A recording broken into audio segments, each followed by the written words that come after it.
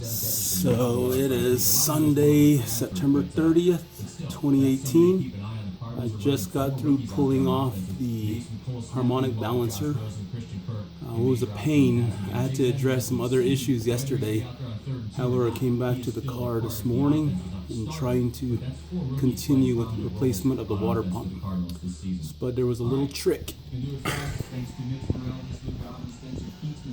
So the harmonic balancer I borrowed from AutoZone had these push rods. I took the longest push rod and tried to utilize that section to push the harmonic balancer out. However, it came out to where the threading was just about 1 or 2. So at that point, I used this as an extension that came with my kit here.